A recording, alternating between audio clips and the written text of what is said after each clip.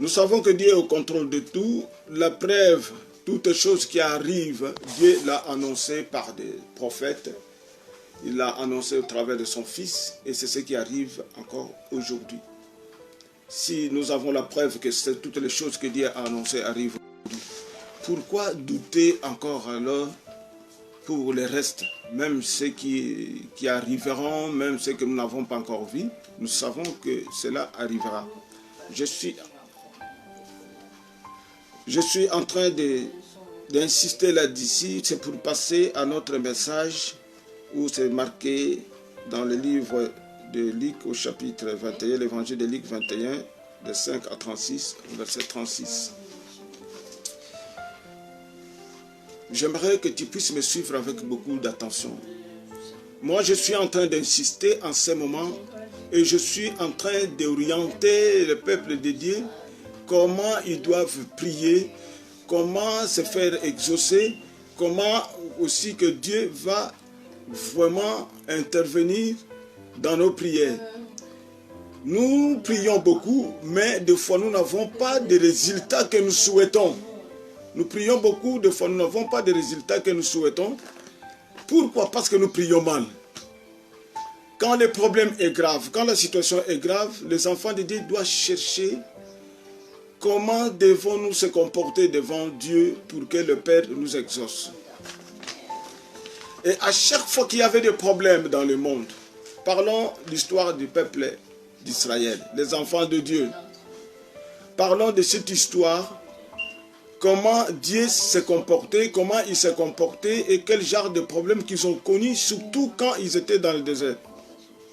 Quand Dieu permet une situation, un mal quelconque, ou un fléau, ça s'arrêtait tout simplement quand ils revenaient à leur Dieu. Se dit que revenir à Dieu veut dire quand ils reprenaient à faire ce que Dieu voulait qu'ils puissent faire. Et ça, j'ai l'impression, je constate que ça nous échappe de notre temps. Revenir à notre Dieu, c'est ce que Dieu attend de nous en ce moment aussi. À chaque fois qu'ils commettaient des fautes, à chaque fois qu'ils étaient dans une mauvaise position vis-à-vis de leur Dieu, à chaque fois qu'ils abandonnaient leur Dieu, c'est-à-dire ils commettaient les péchés, l'idolâtrie, Dieu se retirait et le mal arrivait. Mais pour en finir, ils s'arrangeaient pour qu'ils reviennent, qu'ils retournent à leur Dieu. C'est-à-dire qu'ils doivent se repentir, revenir à Dieu et la chose s'arrangeait. Aujourd'hui, Dieu n'a pas changé, il est toujours le même. Il réagit de la même façon. Et ce n'est pas aux hommes de dire ce qu'ils veulent dire, croyant qu'ils vont trouver des solutions dans leurs propositions. Non. Le cas que les hommes sont en train de vivre dans ce monde aujourd'hui, je vous garantis, ils sont en train de tâtonner. Ils n'ont pas de réponse. La réponse viendra du ciel. La réponse viendra que de notre Dieu. Et je l'insiste encore. Dieu permet certaines choses arriver dans la vie, quel que soit le mal, quelle que soit son intensité, mais il est au contrôle de tout. N'est-ce pas dans l'histoire de Job, c'est Dieu qui a permis à Lucifer ou au diable de faire du mal. Dans l'histoire de Job, c'est Dieu qui a permis ce qui est arrivé dans la vie de Job. C'est Dieu qui a donné des instructions. Tu peux faire ce que tu veux dans ce corps-là, mais tu ne toucheras pas son âme. Et le diable a respecté ce que Dieu lui a dit. Si aujourd'hui Dieu permet ce fléau ou ce virus, sachez-le que c'est lui qui le contrôle aussi. Les satanistes et leurs maîtres ne vont pas aller au-delà de ce que Dieu n'a pas autorisé. Voilà notre espérance. Voilà encore notre assurance. Nous savons que notre Père est au contrôle de tout. Les enfants de Dieu, n'ayez pas peur. Ne craignez rien. Si t'arrive quelque chose, Dieu t'accordera la guérison. Même par la voie de la médecine ou par la prière. Parce que Dieu ne permettra pas que ses enfants soient victimes de quoi que ce soit. En même temps, cette histoire est en train de jouer aussi pour des personnes qui ne les connaissent pas. Ceux qui se sont éloignés de Dieu, le temps est arrivé de les chercher ou soit de s'approcher. Ceux qui étaient un pied dedans, un pied dehors, maintenant fais le bon choix et prenez la bonne décision, que tu sois totalement dans la bergerie. C'est là où tu auras la sécurité, la vraie protection, le vrai refuge, c'est là-bas. Ne restez plus, ne continuez plus à vivre encore dans une vie de désordre. Je vous ai dit que le texte il est tellement long dans l'évangile de Luc au chapitre 21, en commençant par le verset 5 jusqu'au verset 36. Vous pouvez lire, mais je vous ai rappelé tout simplement, c'est dans cet évangile-là, dans ce chapitre-là, je voulais dire, où le Seigneur annonce des fléaux, des choses qui arriveront avant la fin de toutes les choses. Et à la fin, il précise aussi que ça ne sera pas encore la fin, ce n'est qu'un début. Ce sont des choses que nous devons tenir en compte, nous qui prions, nous qui avons reçu Jésus-Christ, pour ne pas être surpris. Et comme cette fois-ci, beaucoup de personnes ont été surprises, et pourtant ce sont des choses que nous enseignons, que nous lisons, que nous méditons nous-mêmes. Donc il n'y a pas de surprise pour nous, rien de nouveau. Nous savons que le Seigneur a annoncé ces choses, mais nous cherchons à prendre position par rapport à tout cela. Et c'est là où, dans le verset 36, le Seigneur dit « Veillez et priez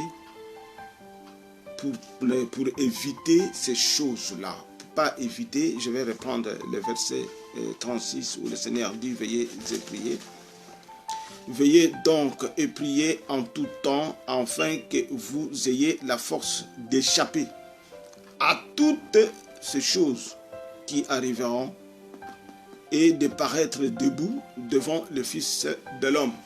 Les choses annoncées que les chrétiens lisent par le Seigneur, les signes du temps de la fin, et d'autres encore. Le Seigneur nous conseille ici de veiller et prier pour échapper, pour avoir la force d'échapper à toutes ces choses-là. Parlons du mot veiller d'abord. Quand on dit à quelqu'un veiller, c'est-à-dire celui qui veille est toujours à la porte. Tu dois être à la porte pour veiller. Parce qu'il doit avoir une entrée pour veiller à quelque chose. C'est-à-dire, celui qui est à un endroit, l'endroit peut être fermé ou l'endroit est à ciel ouvert, ça dépend. Qu'on demandera de veiller, doivent être à ses gardes, surveiller, pour que le mal ne lui arrive pas, qu'il ne soit pas atteint à un mal quelconque. Prenons l'exemple d'une personne qui est dans une maison. On lui dit de veiller pour que le voleur ne puisse pas entrer. Je crois l'endroit où il va surveiller de plus, c'est la porte et les fenêtres. Des endroits où il y a des entrées, où il peut facilement entrer. Même si c'est fermé, où il peut bricoler pour s'introduire. Et la maison, pour nous les enfants de Dieu, la maison, c'est aussi le corps de l'homme. Le corps de l'homme a des entrées. Il a des portes, ou une porte. Il a aussi des fenêtres. Et que des fois nous ne faisons pas attention. J'aimerais te dire, c'est le Seigneur Jésus-Christ lui-même qui l'avait déclaré une fois. Que les yeux de l'homme, c'est aussi une sorte de porte. Ces oreilles peuvent être aussi une porte ou des fenêtres qui peuvent faire... Si ce sont tes yeux qui t'induisent dans le mal, si ce sont tes yeux, par exemple, qui t'amènent à pécher, à rester dans une mauvaise vie, parce que tu es dans la convoitise, parce que tu es quelqu'un que le monde n'est pas encore sorti de toi, qui est quelqu'un qui cherche toujours à être élevé, qui est quelqu'un qui est à la recherche de paraître plus que les autres, sachez-le que tu dois veiller à cette porte qui est ou qui sont tes yeux, de sorte que ce genre de choses ne viennent pas nuire à ta foi, à l'espérance que Dieu t'accorde pour que tu sois sauvé. Je dis cela, j'ai constaté une chose aussi. En ce moment, Satan a compris qu'il doit travailler fort, s'activer pour entraîner dans la chute totale ceux qui croient en Jésus-Christ. Fais attention à ce que je suis en train de te dire, que Dieu te fait grâce en ce moment, que tu te découvres un peu. Une personne qui se met à prier, qui cherche Dieu convenablement, quelle que soit l'intensité qu'il va mettre pour sa prière ou dans la prière, s'il est partagé, si son cœur est partagé par d'autres choses, je te garantis, tu auras du mal que cette prière soit entendue ou exaucée. Maintenant, la technique que le diable utilise au travers des images, ce qu'il vise d'abord, c'est cela qui s'appelle être de Dieu, ou les enfants de Dieu, ou les croyants, ou les chrétiens. Il s'arrange au travers des images pour étouffer, soit éloigner des personnes à la recherche de Dieu. Et le temps là qui est donné, ce temps où on a demandé à beaucoup de personnes de rester à la maison, ils ont tout le temps de circuler, de voyager, de regarder les images, toutes sortes d'images. Faites attention à ce que je vous dis, c'est important. Sinon, tu vas commencer à faire des prières de païens, comme cela est écrit dans la parole de Dieu. Satan injecte des images et des personnes sont beaucoup plus avec cette fatigue, le fait de rester à la maison toute la journée, 2 jours, 3 jours, 2 semaines, 1 mois. La personne est fatiguée de sa maison, il a peur de sortir, il va chercher des distractions, il va chercher à se défouler et très souvent il s'engage à regarder les images. Et c'est là où Satan t'attend, c'est là où Satan nous attend tous pour nous distraire. Il connaît ce que toi tu aimes. Il va envoyer des images, des fois obscènes, qui va te faire perdre toutes les choses, l'espérance, ou soit la foi que tu as placée en Jésus-Christ, et que ton corps aimera beaucoup. Une fois là-dedans, eh bien, tu auras du mal à faire la prière ce soir-là, ou cette nuit-là, ou ce matin-là. Parce que ton corps va aimer beaucoup plus de choses qui lui donnent plaisir, qui lui fait plaisir. Et faites attention à des images en ce moment. Tu dois veiller. Quand la parole de Dieu dit veiller, c'est dit tu dois contrôler qu'est-ce que tes yeux sont en train de voir, de regarder, et qu'est-ce que tes oreilles sont en train d'entendre. Oh, en ce moment, beaucoup de messages. Ce n'est pas seulement les messages des enfants de Dieu ou de l'Église ou des hommes de Dieu. Le monde est en train de parler, il propose des choses, il dit des choses, à tel point que certaines personnes sont paniquées, terribles. Le nombre qui sont en train d'annoncer des morts, le nombre de malades trouble en ce moment beaucoup de personnes. Si tu trouves que tes oreilles ne supportent pas ce genre de choses, si tu trouves que cela vient perturber encore la vie de la prière, je te conseille de ne plus continuer à entendre surtout ce genre d'annonces. Des annonces qui sont données pour des précautions sanitaires et autres sont utiles dans la vie, c'est important de les entendre. Mais les annonces pour effrayer, pour angoisser, pour perturber, pour créer des déséquilibres, des désespoirs, je te garantis, ces annonces-là viennent, Satan les propulse, rien que pour enlever la foi et que la peur puisse remplacer l'espérance et la foi. Et une fois qu'il a réussi cela, eh bien, tu vas constater toi-même, l'envie de prier te quitte, l'envie de méditer la parole de Dieu te quitte, et l'envie de faire ce que Dieu te demande de faire te quitte. Et lui, il va en profiter largement pour t'enfoncer. Faites très attention. Au même moment même, d'ailleurs, certaines personnes se permettent, même des sorciers se permettent à envoyer des messages. Et je vais en profiter d'ailleurs, sinon je vais oublier.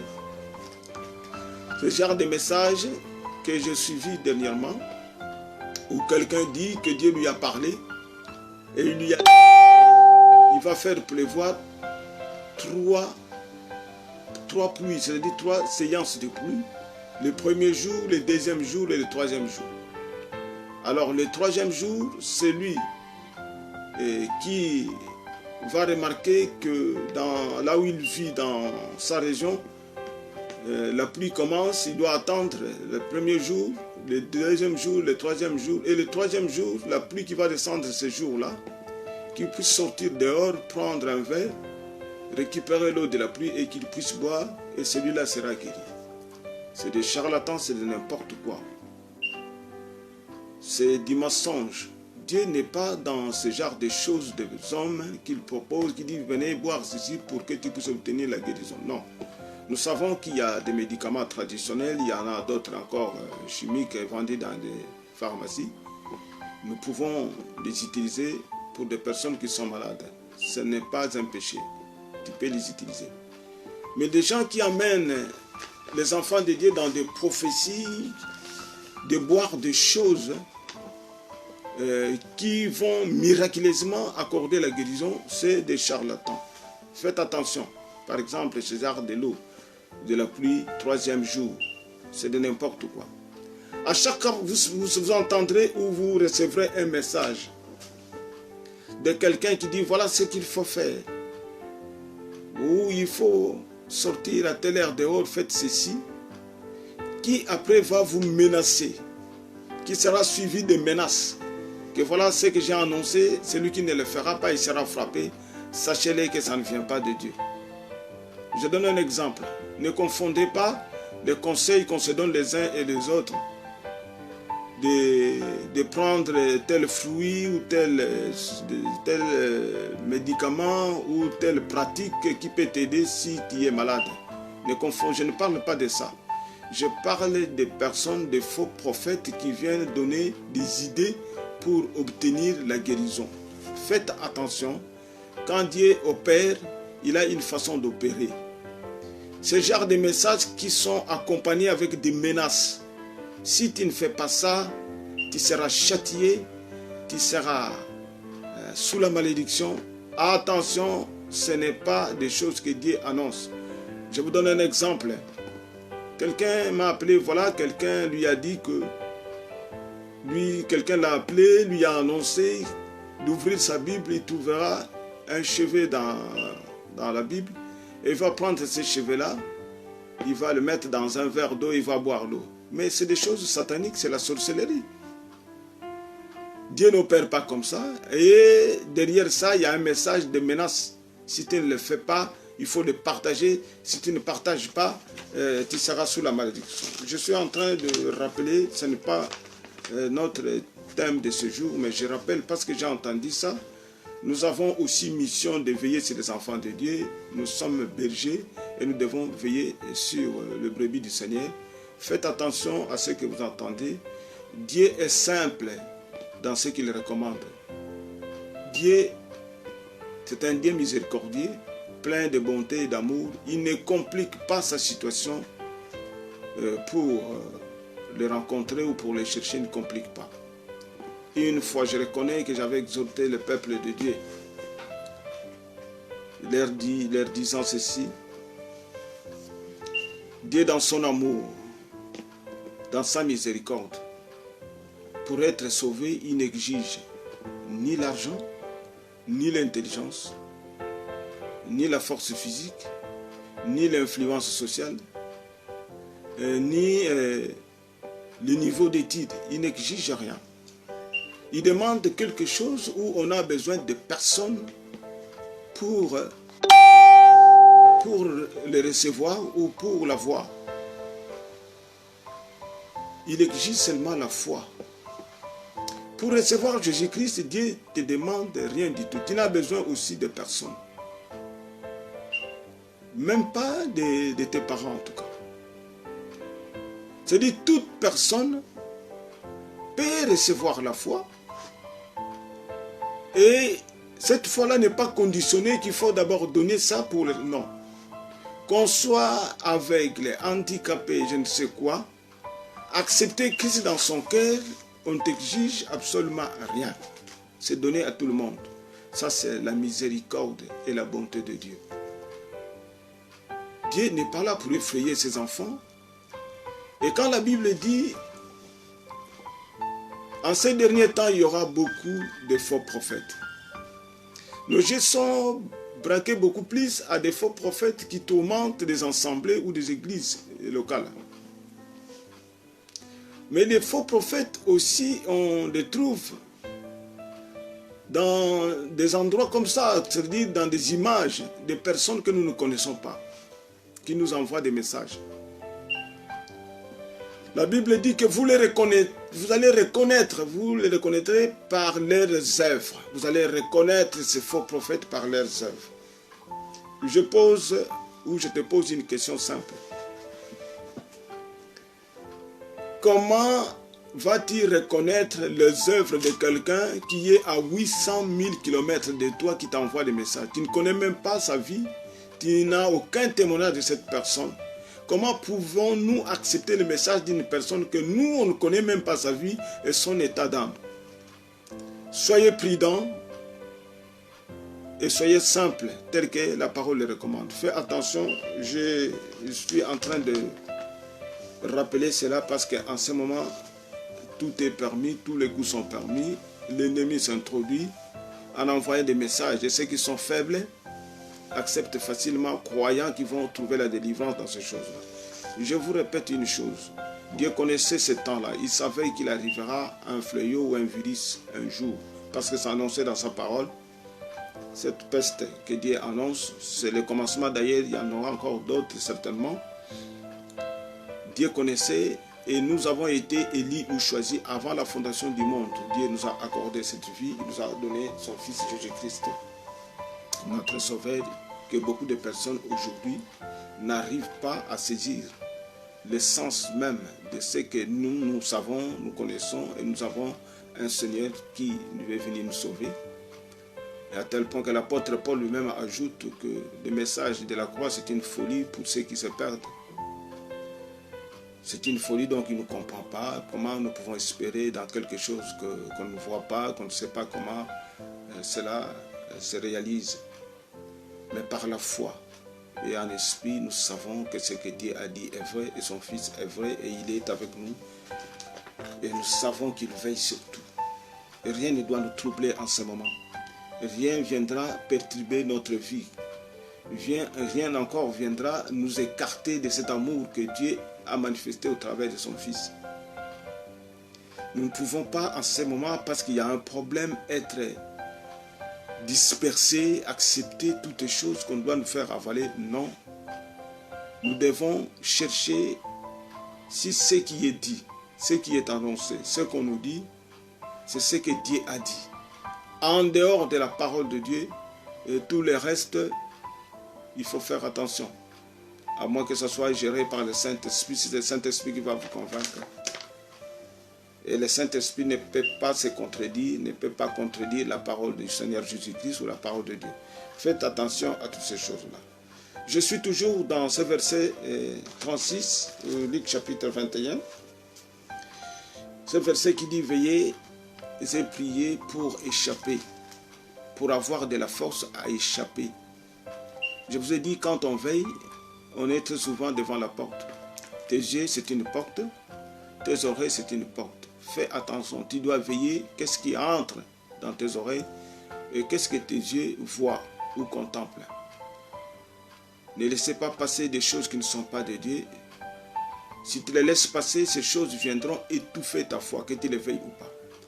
Personne ne sait ce que toi tu fais quand tu es seul chez toi à la maison. Personne ne sait ce que tu regardes quand tu es seul. Fais un effort. La prière, ce n'est pas la quantité de paroles que tu vas engager devant Dieu. La prière, ce n'est pas de belles phrases que tu vas former parce que tu parles bien. Non. La prière, c'est le cœur qui est donné à Dieu, un cœur pur qui va crier et Dieu va entendre. Pour arriver à avoir ce cœur pur. Moi, ce n'est pas pour rien que je suis en train d'insister, que je suis en train de vous orienter du côté de la prière, parce que je sais ce que je suis en train de faire. C'est temps, parce que c'est le Seigneur Jésus-Christ lui-même qui donne le conseil. Il dit, veillez et priez pour avoir de la force à échapper à ces choses-là. Donc c'est dans la prière, ou soit dans cette persévérance, dans cette surveillance, où nous aurons la force d'échapper. Voilà pourquoi je suis en train de m'appuyer beaucoup plus sur la prière cette période, parce que le conseil vient du Seigneur Jésus-Christ. Lisez dans Luc chapitre 21, le verset 36, je le répète de temps en temps, afin que tu te retrouves en paix. On veille toujours devant la porte, on veille là où on sait qu'à partir d'ici, l'ennemi peut s'introduire. Qui est ton ennemi? Les images, c'est un ennemi, les images par exemple obscènes, c'est un ennemi pour la foi, pour les enfants de Dieu. Qui est ton ennemi? Celui qui te raconte des choses pour baisser ta foi, pour te désarmer, qui dramatise la situation. Quand on dit 10 000 sont morts de l'autre côté, 14 000 là-bas, ceux qui sont faibles sont désarmés, il faut le savoir. Pendant que Dieu a dit, même si 10 000 tombent à ta droite, à ta gauche, ne craignez rien, moi ton Dieu, je suis avec toi. C'est cette parole-là qui doit te relever. C'est cette parole-là que tu dois méditer, écouter et entendre. Et j'avais dit, si tu trouves que tu es faible dans ce que tu entends, je préfère que tu ne puisses pas entendre ces choses. Si tu es faible dans ce que tu vois, je préfère de retirer tes yeux dans ces choses-là. Un temps comme ça où on n'a pas d'activité, c'est un temps que Satan peut exploiter. Moi, les conseils que je donne, cherchez que ce soit un temps que Dieu va exploiter avec toi, où tu vas examiner ton cœur. Comment tu as commencé, où tu en es, qu'est-ce qui reste à faire, comment s'y prendre, si quand on va faire un tour, si Dieu le veut, comment tu vas te comporter maintenant, que ce temps te donne des leçons. Je voulais qu'on arrive à ce point-là. Et dans le veiller et prier, il y a aussi prier. Et cette prière doit être une bonne prière. Dans mon parcours, c'est-à-dire dans mon parcours du ministère, j'ai rencontré beaucoup de choses, de situations qui m'aident aujourd'hui d'être prudent à ce que nous faisons. Ça ne vient pas de moi, c'est le Seigneur Jésus-Christ, j'en ai parlé dernièrement, qui dit que ne priez pas comme des païens. Faites attention. En ce moment, beaucoup de personnes sont branchées les uns et les autres pour faire des prières. Mais Dieu exauce, Dieu écoute seulement les prières de ceux qui lui sont agréables. C'est juste. C'est écrit dans l'épître de Pierre, il a ses yeux fixés sur le juste. N'oublie pas cela, n'oublie pas cela. Tenez compte de la parole de Dieu. Organise-toi. Ayez un cœur pur et venez en prière et Dieu t'exaucera. De toute façon, les enfants de Dieu, ceux qui sont réellement nés de nouveau, en ces temps difficiles, ils doivent avoir cette promesse en eux. Dieu veille sur eux. Dieu va les épargner. Parce que Dieu a dit à mes petits, à ceux qui sont à moi, ne craignez rien. Nous, on ne fait que louer notre Dieu. Nous disons que les choses dont il a annoncé sont en train de s'accomplir. Nous sommes en train de prier pour ceux qui sont encore faibles dans la foi, ou soit ceux qui ne sont pas encore dans la bergerie. Si la miséricorde de Dieu peut leur être accordée, afin qu'ils puissent nous rejoindre dans la grande famille de Jésus-Christ, la grande famille qui est l'Église universelle. Mais nous sommes rassurés que les enfants de Dieu sont sous la protection divine, la protection de Dieu lui-même. Parce que c'est ça qu'il a dit. Nous n'avons pas à nous inquiéter, à nous poser des questions, mais. Si tu tombes malade, ne paniquez pas. Cela peut t'arriver, ne paniquez pas. Dieu va te guérir, soit par la médecine, soit par la prière, ne paniquez pas. Mais c'est un temps de reconnaître sa grandeur, sa puissance. Et vous verrez les merveilles. N'oubliez pas non plus les bien-aimés qui sont en train de suivre maintenant, que tu sois loin ou près de nous, ça ne change rien, mais ce qui compte, le plus important, c'est la parole de Dieu que nous t'adressons. Je répète une chose encore, il n'est pas facile pour l'homme d'accepter des choses de Dieu à cause de son corps. Le corps a été habitué à des plaisirs. Le corps qui a été habitué à l'orgueil. Le corps qui a été élevé avec beaucoup des amertumes, compte tenu des conflits, des difficultés qu'on a rencontrées dans des familles, je ne sais où tu as grandi. Ce corps-là accepte des fois difficilement que Dieu est au contrôle de toutes les choses sur la terre. Parce qu'il se pose des questions, s'il est là, pourquoi autant de malheur? Pourquoi ceci? Pourquoi cela? Et ils ont oublié que Jésus-Christ a appelé les diables les princes de ce monde. Quand on dit prince de ce monde, je suis très content, Christ a appelé les diables princes de ce monde, mais il ne l'a pas appelé les rois de ce monde. Parce que Christ seul est le roi des rois. Il a appelé prince de ce monde. C'est-à-dire, il règne. Ce prince de ce monde fait des choses. Mais il a un temps qu'on lui a donné, il y a un temps dans le calendrier de Dieu où on a fixé, que Dieu lui-même a fixé selon sa volonté, où il va mettre fin à ces choses-là. Ce n'est pas pour une petite période comme ça que nous, on sera totalement désorientés.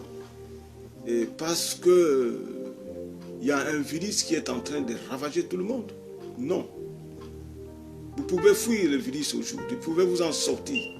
Mais la finalité de l'homme sur la terre, c'est aussi la mort physique, que personne ne va échapper. Et si cela t'est arrivé, et tu n'as pas Christ, alors tu es réellement mort. Nous prions pour armer notre espérance, notre foi en Christ, de sorte que ce qui se passe maintenant ne vienne pas paralyser l'action, l'œuvre du Seigneur Jésus-Christ en nous.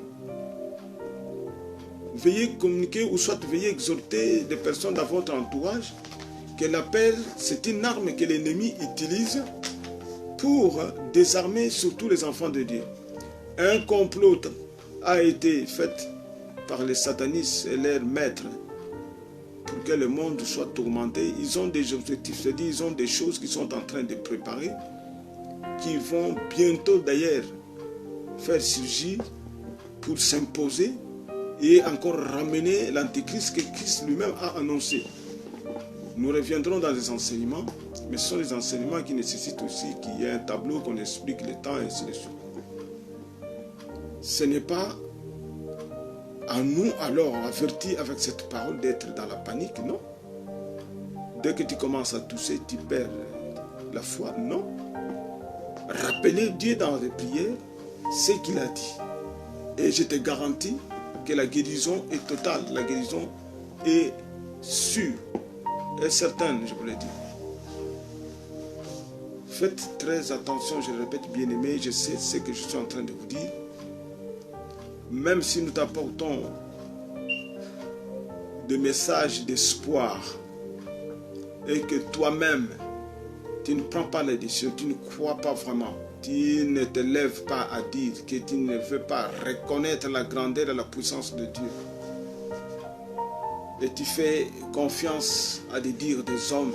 C'est vrai, les hommes disent ce qu'ils constatent, ce qu'ils voient. C'est leur affaire. Nous sommes dans le monde, mais nous ne sommes pas de ce monde.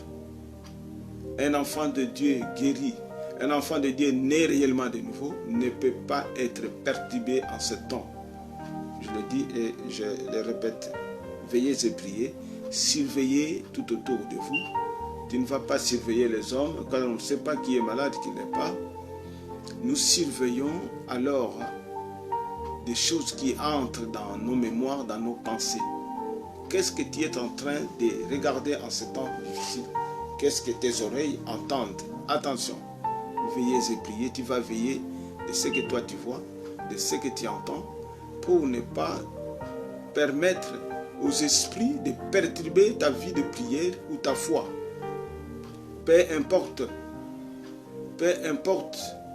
le temps ou la quantité de prières que tu vas faire. Le plus important, que ton cœur soit pur devant Dieu, que ton cœur puisse être honnête, et celui qui va lever la prière dans cet état-là, je te garantis que tu seras réellement exaucé. Moi, je vous ai donné des exemples de certaines personnes que Jésus-Christ a acceptées de mauvaises vies. Il ne va pas te refuser, même si tu es encore dans des aventures, que cette histoire de fléau puisse maintenant te réveiller, abandonner des aventures. C'est pour cela que certaines personnes suivent des charlatans qui annoncent n'importe quoi. On sait très bien des choses de Dieu ne marchent pas avec ce qu'eux proposent. Dieu ne marche pas comme ça, il n'est pas dans des formules. Et Dieu est dans des diversités pour éviter exactement l'idolâtrie. Que vous puissiez clouer le peuple de Dieu à une situation et vous allez le faire peur qu'il puisse croire, et pourtant derrière cela il y a l'ennemi, il y a des esprits qui veulent détruire leur foi. Il faut avoir des bases. C'est-à-dire, tu sais ce que Dieu t'a dit, tu sais ce que Dieu a annoncé, tu sais quel genre de promesses il te donne. Ne te laisse pas emporter par des charlatans, par les bons diseurs des aventures. Reste intègre dans la parole de Dieu, s'il te plaît, là où tu es. Reste intègre, c'est important. Si on vous laisse comme ça éparpiller, certaines personnes vont commencer à prier avec des fautes. Et ils risquent d'être victimes de ce fléau et qu'ils puissent prendre Dieu pour injuste. Et pourtant, Dieu les protège bien. Dieu nous protège bien. Cette épidémie ou pandémie ou ce microbe ou ce virus était là depuis longtemps. Les gens disent que depuis le mois de décembre. Qui t'a protégé depuis le mois de décembre jusqu'à ce jour? C'est notre Seigneur, c'est ton Dieu qui t'a protégé. Tu crois qu'il a levé sa main parce que maintenant il y a beaucoup de morts? Non. Dieu est là, prenez courage. Prenez courage, ne perdez pas la foi. Transformez ce temps dans la méditation, de relire encore la parole de Dieu, ceux qui sont à la maison, d'exhorter des frères et sœurs qu'on ne voit plus ces derniers temps. Transformez ce temps à la recherche de Dieu. Dieu, on ne le cherche pas dans des magasins, je ne sais pas où. Dieu, on le cherche avec son cœur. Tu vas le chercher avec ton cœur. Pourquoi Dieu ne peut pas habiter en toi? S'il y a encore des difficultés, chassez ces difficultés. S'il y a encore une mauvaise vie, chassez cette mauvaise vie. Tu étais dans une mauvaise vie, arrêtez avec cette mauvaise vie. Aujourd'hui, ce n'est plus l'évangile pour flatter des gens, c'est l'évangile qui doit amener les gens à la perfection totale. Parce que Dieu est en train de mettre de côté ses enfants. Dieu est en train de mettre le sceau sur ses serviteurs. Ce n'est plus l'évangile encore des projets des hommes. C'est fini ce temps. Aujourd'hui, le virus n'a pas de frontières, il n'a pas de rang social, il n'a pas non plus de couleur. Il frappe partout et qui il veut. Et les projets des hommes sont où en ce moment? Tous les rêves sont tombés, sont écroulés. Tu as une belle voiture, mais c'est bloqué sur ton parking. Essaye d'aller circuler. Tu es bloqué. Tu as des comptes en banque, tu peux t'acheter quelque chose, oui. Celui qui avait des projets de voyager, il a ses moyens d'aller faire des vacances, d'aller passer des vacances, pardon. C'est fini, il est bloqué. Où est la force de l'argent maintenant? Où se trouve maintenant ta gloire? Maintenant, c'est le temps de Dieu. Qu'il se lève notre Seigneur et qu'il opère. Ce virus n'a pas de frontières. Il n'a pas de rang social. Il passe partout. Pour la première fois dans le monde, quelque chose le fait bouger. Et pourtant, ce n'est pas encore la fin. Comment sera alors la fin? Oh, cher frère, tout ce que tu as entendu, des messages que tu avais reçus, ma soeur, mon frère, des exhortations, ta propre méditation, c'est le temps de mettre ces choses maintenant en pratique.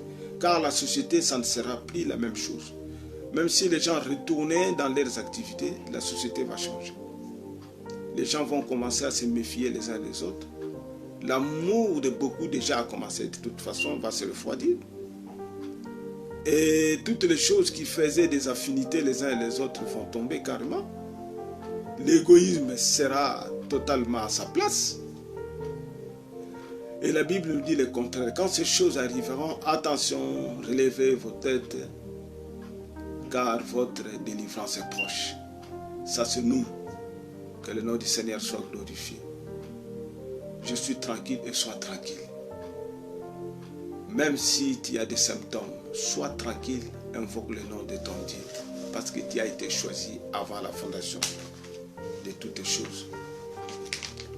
Je sais que certains frères attendent peut-être des révélations, certains sœurs attendent je ne sais pas quoi. Je te dis, ça c'est le temps de la prière. Toi qui étais loin de Dieu, toi qui étais encore partagé, un pied dedans, un pied dehors, approche-toi de Jésus-Christ, si tu m'entends. Abandonner les aventures, ça c'est vraiment un signal très très fort que Dieu te donne.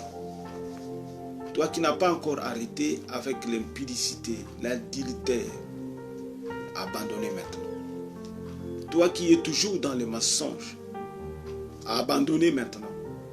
Toi qui es toujours dans des conflits, dans des querelles, abandonnez maintenant. Cherchez l'amour de Dieu et cet amour va te transformer, cet amour que tu vas transmettre à ton prochain. Si tu n'arrives pas, invoque le nom du Seigneur qui te donne la force d'opérer ce que lui veut. Quand je vais revenir encore dans l'exhortation suivante, je vais parler comment reconnaître un enfant de Dieu. Comment reconnaître soi-même qu'effectivement la parole de Dieu est sémée à moi et produit ce que Dieu attend. Nous allons revoir des épîtres ensemble et que tu te retrouves. On t'a enseigné beaucoup de choses depuis plusieurs années. Maintenant, c'est le temps d'appliquer ce qu'on t'a enseigné. Tout ce que tu as reçu comme nourriture spirituelle, le temps est arrivé maintenant de mettre en pratique. Sinon, tu seras surpris comme cette fois ici.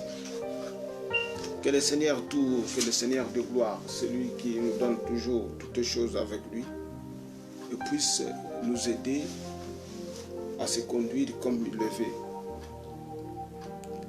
L'heure est à la repentance, l'heure est à la prière, l'heure est à la conversion, la vraie conversion que Dieu attend. Les Écritures nous enseignent beaucoup de choses. Mais maintenant, le plus important, où se trouve ton cœur? Tu attends que ce fléau puisse passer pour reprendre encore le péché? Attention, le fléau est invisible. On ne sait pas, peut-être le fléau va se réveiller, on ne sait rien. Tu attends que cela puisse finir pour accomplir tes projets. Quel genre de projet? Si tu as un projet, le vrai projet, c'est de chercher Christ, le vivant. Ceux qui sont confinés avaient des projets, mais ils ne peuvent pas. Dieu a bloqué. Ce virus est venu bloquer tout. Mais je sais qu'il y a une solution. Et la solution viendra d'en haut. Que Dieu vous garde là où vous êtes. Que ceux qui ont suivi, ceux qui ont entendu, puissent prendre le temps de méditer le peu que vous avez entendu. Lisez convenablement l'évangile de Luc chapitre 21. à partir du 5e verset jusqu'au verset 36. Quand vous arriverez au verset 36, c'est là où il est écrit « Veillez et priez ». Je vous ai dit c'est quoi ça, veiller. Où se trouve la porte pour veiller? La porte, ce sont tes yeux, ce sont tes oreilles. Ce que tu entends, ce que tu vois. L'ennemi passera par là pour te tromper, avec des fausses promesses. L'ennemi passera par là pour te tromper avec certaines vues, ce que tu vois. Attention, il est en train d'injecter des images comme pas possible. Pendant que c'est un temps de méditation où les gens doivent être concentrés pour se défouler, et ils envoient, il sait qu'ils sont confinés, il sait qu'ils seront à un moment donné fatigués de rester à la maison. Il faut leur trouver une distraction. Et la distraction, pour vous défouler, il va envoyer des images que le corps aime. Des images très souvent obscènes. Attention bien-aimés, je reste ici. C'est ça qui m'a été donné pour vous dire ce dimanche. Demain, nous allons faire encore un direct que les frères ont baptisé spécial Pâques. Nous allons parler de la vraie Pâques que nous devons connaître aujourd'hui. Car il y a aussi beaucoup de confusion à travers de cette fête de Pâques. Demain, à partir de 20h, nous allons parler, nous allons faire le direct comme aujourd'hui, à travers de Facebook. Vous pouvez nous suivre. Nous allons expliquer la vraie Pâques que Dieu attend de nous. Et nous allons comparer la Pâques de Moïse et la Pâques que le Seigneur Jésus-Christ a accompli lui-même. Et j'espère que tu vas te retrouver. Maintenant, c'est le temps où nous allons prier. Tu pries, tu commences par ta famille restreinte. Tu loues le nom de Dieu, de ceux qui vous protègent, de ceux qui n'ont pas eu de dégâts chez vous. Vous n'avez perdu personne. Tu pries, tu élèves le nom du Seigneur Jésus-Christ parce qu'il est en train d'accomplir ce qu'il a annoncé lui-même. Tu vas prier pour la famille biologique élargie, c'est-à-dire tes frères qui sont restés peut-être en Afrique ou dans d'autres continents.